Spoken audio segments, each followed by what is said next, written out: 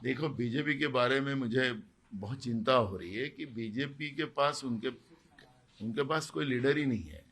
जिसको ये कल डीलर बोलते थे, ऐसे भाषण भी आप लोगों ने सुना। बीजेपी के कार्यकर्ता जो कई सालों से बीजेपी के लिए काम कर रहे हैं, उनके लिए इनके पास सीट नहीं है। और जो इंपोर्ट किए लोग हैं उनके लिए स्थान है, ये उन लोगों ने एक बार सिद्ध कर दिया। देश की नहीं, दुनिया की सबसे बड़ी पार्टी है, ये बीजेपी कहती थी। तो बीजेपी का असली चेहरा बीजेपी के कार्यकर्ताओं के भी सामने आया है। तो उसमें हमें कोई चिंता व्यक्त करने के कोई कारण नहीं। अशोक चौहान का जो नाम गया है, वो मिलिंद देओरा का भी नाम जा रहा है, सब कांग्रेस छोड़ के गए। तो अच्छा है ना, कांग्रेस के पास लीडरशिप थी, वो डाका डाल के ये लोग लेके गए। जिनको ये चोर बोलते थे, डाकू बोलते थे, आपने सोशल मीडिया पे कल देखा है, खुद प्रधानमंत्री जी ने व्हाइट पेपर निकाला तो 2 दिन पहले उनके बारे में लोकसभा में क्या भाषण किया आदर्श घोटाले का, वो भी आपने देखा।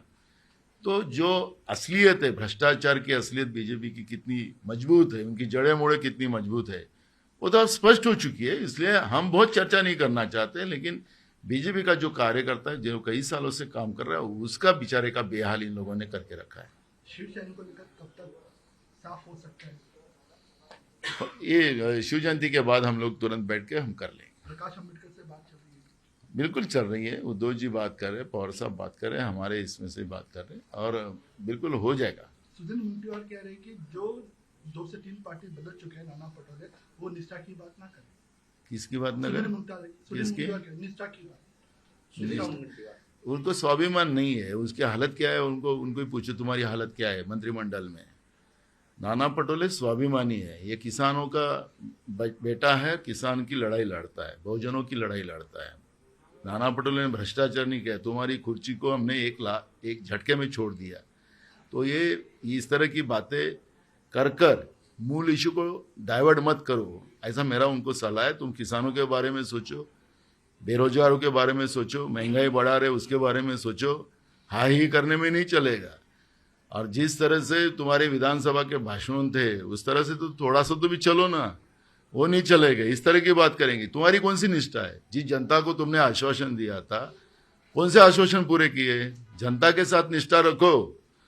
ये पार्टी करके दुकान चला रहे हो, दूसरे के नेता चोर रहे हो, उस पार्टी के लोग इस तरह की बात करेंगे तो उनकी लायकी नहीं है इस तरह की बातें करने की। और मेरे को उन लोगों ने नहीं समझाना चाहिए, नहीं तो मेरे पास बहुत मसाला है। ऐसा करूंगा तो पता ही नहीं चलेगा। मराठा आरक्षण को लेकर मनोज जैन पाटिल की हालत स्थिर नहीं है, कैसे? सरकार धोखा कर रही है, ओबीसी से धोखा कर रही है, मराठा से धोखा कर रही है, और सरकार के धोखे के शिकार जरांगे पाटिल बन रहे हैं, ये बात स्पष्ट है। आपने कमजोर गृह मंत्री कहा फडणवीस को। बिल्कुल कमजोर है। राज्य में कानून व्यवस्था कहाँ रही है? गुंडा राज शुरू हो चुका है, भ्रष्टाचार का कार्यक्रम शुरू हो चुका है, और ऐसे समय में नेताओं को चोरना, दूसरे पार्टी तोड़ना, दूसरे का घर तोड़ना, यही काम वो कर रहे हैं। तो सत्ता का दुरुपयोग कर रहे हैं, और राज्य की जो बुरी हाल बने हैं उसकी जवाबदारी फडणवीस की है, जो कानून व्यवस्था नहीं सुधार सकते।